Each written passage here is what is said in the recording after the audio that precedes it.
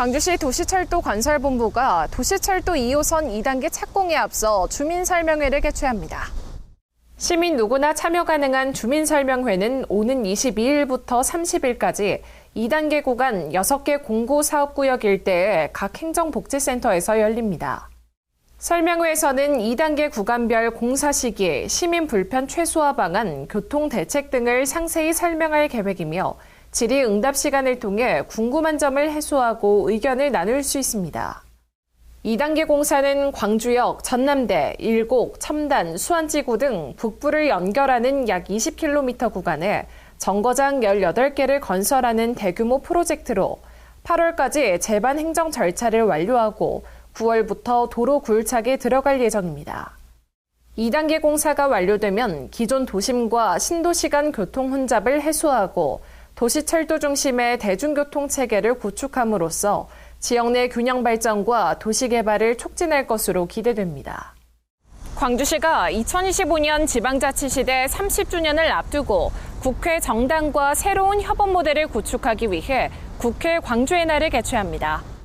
9월 2, 3일 서울 여의도 국회에서 열리는 국회 광주의 날에서는 각 정당과 기후 대응, 산업, 돌봄 복지, 주거 도시 분야 협력을 위한 정책 협약을 추진할 계획입니다. 또 지역 현안 해결을 위해 지역 연구와 의정활동 방향 등을 고려한 팀 광주 의원을 위촉하고 지역구 국회의원들과 인공지능, 자동차, 돌봄, 군공항 등을 중심으로 정책 토론회를 마련합니다. 이와 함께 광주 정책 전시관을 운영하며 미래 모빌리티, 광주다움 통합돌봄 등 대표 정책과 광주 비엔날레, 광주 김치축제 등 G페스타 광주, 새롭게 출시된 캐스퍼 EV 홍보에 나섭니다.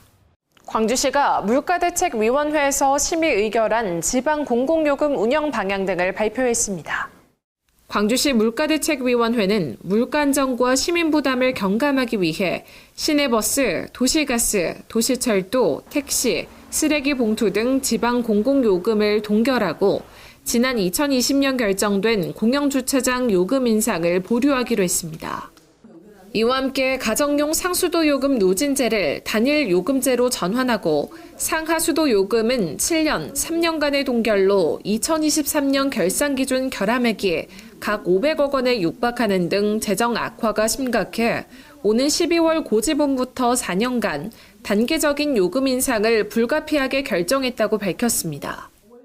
요금 인상폭은 특광역시 중 가장 낮은 상수도 연 9%, 하수도 9.2%로 금액으로 계산하면 가정용 월 평균 사용량 기준 각각 월 800원, 560원가량 오르게 됩니다.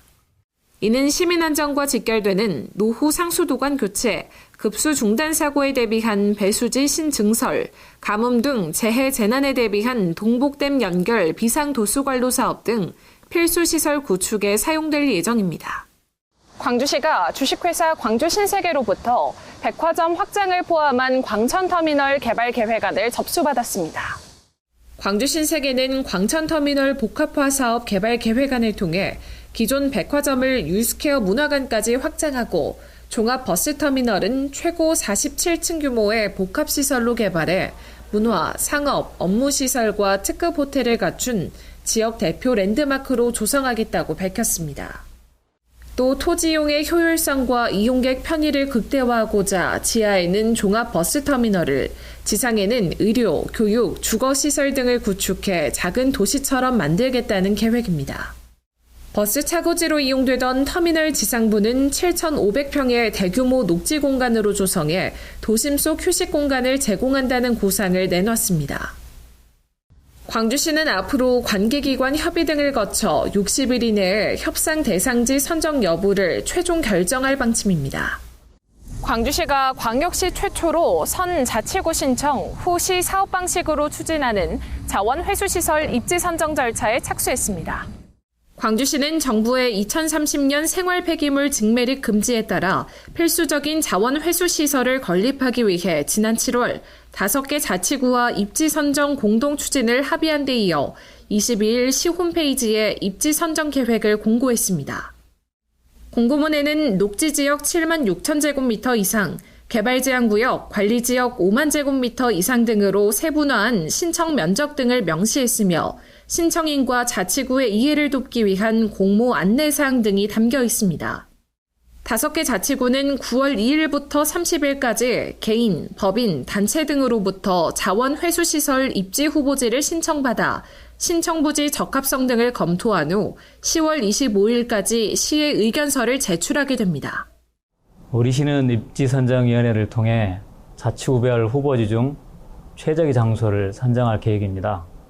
새로운 자원회수시설은 최신 기술과 설비를 도입해 친환경적으로 건립되는 만큼 많은 협조 부탁드립니다. 최종 입지로 선정된 자치구에는 최대 800억 원 규모의 편익시설과 인센티브 500억 원이 지원됩니다. 내일이 빛나는 기회도시에서 힐로광주 정지현입니다.